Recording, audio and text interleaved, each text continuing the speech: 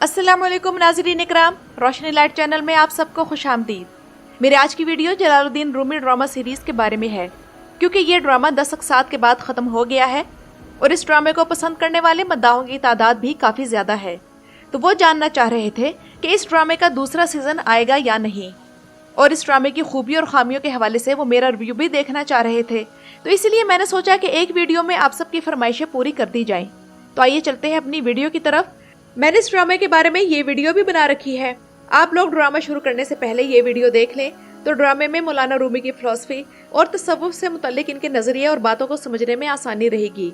और अगर इस ड्रामे के रिव्यू की बात करूं तो मुझे ये ड्रामा इस हवाले से काफ़ी अच्छा लगा है कि इसमें म्यूज़िक बहुत कम है, और दूसरी बात इस ड्रामे की ये अच्छी है कि इसमें ख़वातीन को बहुत ज़्यादा स्क्रीन टाइम नहीं दिया गया और ना ही रोमांस का बहुत ज़्यादा तड़का लगाया गया है।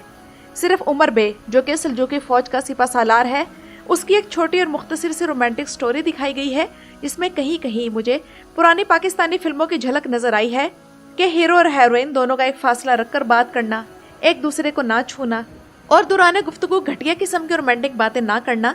और हालांकि इनके डायलॉग्स बेशक कम थे लेकिन बहुत उम्दा थे। तो बहरहाल इस ड्रामे में ये दोनों खूबियाँ बड़ी अच्छी लगी। और इसी तरह सल्जूकी मलका भी एक बावकार खातून दिखाई गई और उनका लिबास भी मुसलमान ख्वातीन जैसा ही था। जहाँ तक नाज़रीन इकराम इस ड्रामे की कहानी का ताल्लुक है तो तारीख़ी ड्रामों के जिन मद्दाहों ने ये ड्रामा नहीं देखा उनकी खिदमत में इसकी कहानी का मुख्तसर सा जायज़ा रखूँगी कि इस ड्रामे का वक्त 13वीं सदी का है, जब एनातोलिया में सल्जूकों की आखिरी सल्तनत, जिसका नाम सलाजुका रूम है, उनकी हुकूमत है। इस सल्तनत का सुल्तान गयासुद्दीन कम उम्री में ही अपने वालिद सुल्तान अलाउद्दीन केकोबाद अव्वल को जहर दिए जाने के बाद इनकी अचानक मौत की वजह से तख्त नशीन हुए, मगर कामयाब हुक्मरान साबित ना हो सके। और उन्हीं के दौर में मशरिक की जानिब से अब्बासी सल्तनत को उखाड़ फेंकने वाले तातारी एक आंधी तूफान की तरह चले आ रहे थे, और मुसलमानों की कुव्वत और शान शौकत और मुस्लिम हुक्मरानों का जाहो जलाल अब एक ख्वाब सा बनता जा रहा था, क्योंकि उस वक़्त तातारी तमाम मुस्लिम सल्तनतों को एक एक करके अपनी तलवार की ज़द पर अपना मुती बनाए जा रहे थे। उन्हीं दिनों में सल्जूकों के दारुल हुकूमत कोनिया में मौलाना रूमी की खानकाह है, जहाँ इधर उधर के हालात से बेखबर हर रोज़ इल्म व मार्फत की मजलिस होती है, मुराकबे किए जाते हैं, जिक्र की आवाज़ों से दरो दीवार झूम उठते हैं। लेकिन जब इन्हीं दिनों तातारियों का फितना उठा तो मौलाना रूमी ही लोगों को इससे बाखबर करने वाले शख्स बने। इसके बाद कहानी शरीयत और तरीक़त, हकीकत और मार्फत के दरमियान घूमती है, जिसके दौरान उस दौर के तारीख़ी हालात भी दिखाने की कोशिश की जाती रही है। और उस मौके पर जब इस ड्रामे में अर्तुगरुल गाज़ी की एंट्री हुई तब तो मद्दाहों का इंटरेस्ट और बढ़ गया।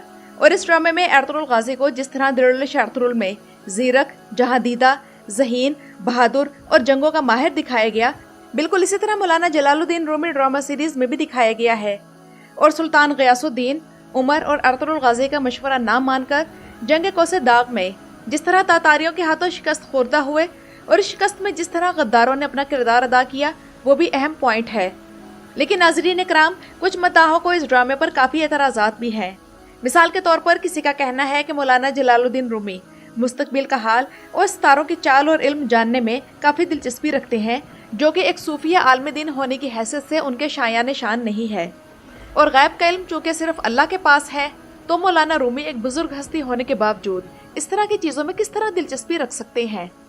तो नाज़रीन इकराम, यहाँ मैं ये बताना चाहूँगी कि जहाँ तक मुझे ड्रामा देखकर समझ आई है वो ये है कि मौलाना रूमी का दोस्त इल्म नजूम नहीं बल्कि इल्म फल्कियात का माहिर था, और मौलाना रूमी भी इल्म फल्कियात में ही दिलचस्पी रख रहे थे। दूसरा एतराज़ ड्रामे पर यह किया जा रहा है कि तातारियों से जंग के हवाले से किसी से गुफ्तगू करते हुए मौलाना रूमी ये कहते हैं कि हम जलालुद्दीन ख्वारज़म शाह की ख़ता नहीं दोहराना चाहते। तो जलालुद्दीन ख्वारज़म शाह ने आखिर ऐसा क्या किया था जिसका जिक्र मौलाना रूमी ने किया? तो जिन लोगों ने ख्वारज़म शाह की तारीख पढ़ी है या इसका सीज़न 2 देखा है तो वो मेरी बात समझ सकते हैं कि गलती जलालुद्दीन ख्वारज़म शाह ने नहीं बल्कि पहले इनके वालिद अलाउद्दीन ने की थी। और वो गलती ये थी कि सुल्तान अलाउद्दीन ने चंगेज़ खान से अमन मुआहिदा करने के बाद लापरवाही की और मुस्लिम हुक्मरानों से अपने इख्तलाफात ख़त्म करके चंगेज़ खान के खिलाफ मुत्तहिद होने के बजाय अपनी ही सल्तनत की फ़िक्र में लगे रहे, और इस अमन मुआहिदे की वजह से किसी मुसलमान सल्तनत का साथ ना दिया, और यूँ चंगेज़ खान ने बारी बारी तमाम मुस्लिम हुक्मरानों को शिकस्त दी और आखिर में सिर्फ ख्वारज़म शाही सल्तनत बची थी, जो कि इनके लिए आसान नवाला बन गई। तो यही गलती सल्जूकी भी कर रहे थे कि मंगोलों से अमन मुआहिदा तो कर लिया, लेकिन जंगे मुसलमान अयूबी सल्तनत से लड़ते रहे। मंगोल खामोशी से देखते रहे और जब सल्जूकी कमजोर हो गए तब मंगोलों की कठपुतली बन गए और भारी टैक्सेस के बोझ तले दबकर रह गए। तो मौलाना जलालुद्दीन रूमी का कहना था कि मुसलमान मुत्तहिद होकर मंगोलों के खिलाफ लड़े वरना ख्वारिज़म शाही सल्तनत वाली गलती करेंगे। जबकि नाज़रीन इकराम, अगर यहाँ जलालुद्दीन ख्वारिज़म शाह की गलती की बात करें तो उन्होंने चंगेज़ खान के खिलाफ ऐलान जंग तो कर दिया था मगर मंसूबाबंदी अच्छी तरह नहीं की थी। इसी वजह से पूरी सल्तनत बिखर कर रह गई। मौलाना रूमी जहाद के खिलाफ नहीं थे बल्कि अच्छी मंसूबाबंदी करने से पहले सुलह पर जोर दे रहे थे ताकि जंग की तैयारी सही तरह की जा सके। बाकी इस ड्रामे में सूफियत पर काफी जोर दिया गया है और वो चीज तो मुझे भी अजीब लगी कि आखिरी किस्त में जब दरवेश को कमरे में बंद किया गया लेकिन वो ना जाने कैसे बाहर निकल गया। ठीक है, हम मान लेते हैं कि औलिया कराम से करामात होती रहती हैं, लेकिन अगर ऐसी बातों को हम करामात मान भी लें तो एक मुसलमान का ईमान इन चीजों का मोहताज नहीं है। ऐसी हरकतें तो कोई भी शोबदाबाजी का माहिर भी दिखा सकता है, लेकिन मुसलमान इन बातों के बगैर भी अल्लाह को अपना रब मानता है। दूसरा ये कि इस ड्रामे में इस फकीर का जो हुलिया दिखाया गया ये बिल्कुल मजजूबों वाला है। और नाज़रीन इकराम, मजजूब उस शख्स को कहते हैं जिस पर अल्लाह ताला के असरार जब खुले तो वो उन्हें बर्दाश्त ना कर सके और उसका दिमाग उलट जाए। शरई तौर पर मजजूब शरीयत का मुकल्लफ नहीं होता और ना ही उस पर नमाज, रोज़ा, ज़कात और ऐसे फ़राइज़ अदा करने की पाबंदी होती है क्योंकि वो अपने होशो हवास में ही नहीं होता। तो एक मजजूब को ड्रामे में इतनी इम्पोर्टेंस देने की क्या ज़रूरत है? देखा जाए तो मौलाना रूमी और उनके खानकाह का किरदार ही इस ड्रामे में हमारे इंटरेस्ट के लिए काफ़ी था।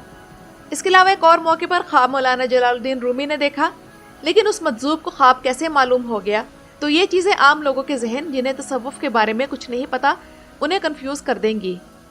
पहले ही हमारे लोग जहालत की वजह से कब्र परस्ती और पीर परस्ती के मर्ज में मुब्तला हैं, तो ऐसे ड्रामे इन्हें और ज़ईफ़ुल अक़ीदा बना देंगे।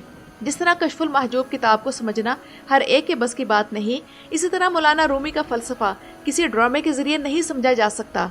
हालांकि मैंने मौलाना रूमी को काफ़ी पढ़ा है, लेकिन इस ड्रामे में मौलाना रूमी की सूफियाना बातों पर कम तवज्जो दी और मेरा फोकस नोयान के बेटे की कहानी और फिर उमर बे की जासूसी और अरतुरुल गाजी पर था।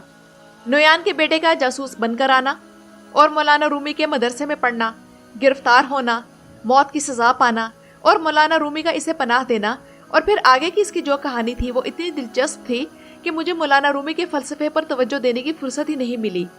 वैसे मौलाना जलालुद्दीन रूमी अपने उस्ताद शम्स तबरेज़ से मिलने से पहले एक आलिम दीन थे। शम्स तबरेज़ रहमहुल्लाह से मिलने के बाद उनकी सोहबत में वो सूफ़ी बन गए। अब नाज़रीन इकराम, बात करते हैं इसकी कि इस ड्रामे का दूसरा सीज़न आएगा या नहीं। तो इस हवाले से मैं यही कहूँगी कि देखा जाए तो ड्रामे की कहानी 10 किस्तों के बाद ही वाइंड अप नहीं हुई बल्कि ओपन है। किसी किरदार के बारे में ये मालूम नहीं हो सका कि इसका अंजाम क्या हुआ, तो ये देखकर ही मालूम हो रहा था कि इसका अगला सीज़न आएगा। और इस मामले में नई अपडेट यही आई है कि इस ड्रामे का दूसरा सीज़न सितंबर में ऑन एयर होगा और इस ड्रामे की टोटल 30 अक़सात होंगी। यानी कि अगर हर सीज़न में 10 किस्तें हों तो इस हिसाब से इस ड्रामे के 3 सीजन्स बनते हैं। तो नाज़रीन इकराम, ये तो थी मेरी आज की वीडियो। अपनी राय का इजहार कमेंट्स में ज़रूर कीजिएगा। मेरे चैनल पर आने का शुक्रिया।